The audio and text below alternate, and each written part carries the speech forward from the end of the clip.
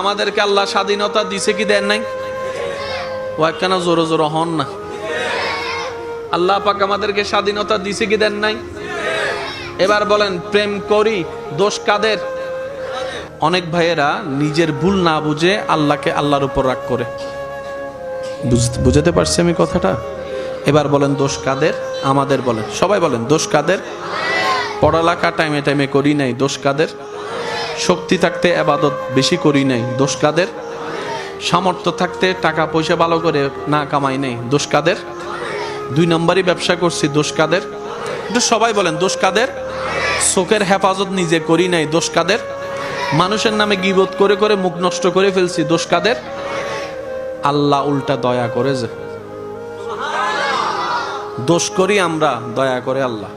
দোষ করি আমরা, দয়া করে। ফজরের নামাজ পড়ি নাই, দোষ করে ফেলছি। কিন্তু রিজিকের মালি রাজ্জাক ঘুম থেকে উঠার আগেই আপনার আমার জন্য নাস্তার ব্যবস্থা করে দিয়েছেন। সুবহানাল্লাহ, জোরে বলি না রে ভাই?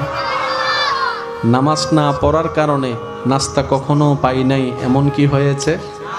তিনি হচ্ছেন আমাদের রহমান। চিৎকার দিয়ে বলেন সুবহানাল্লাহ।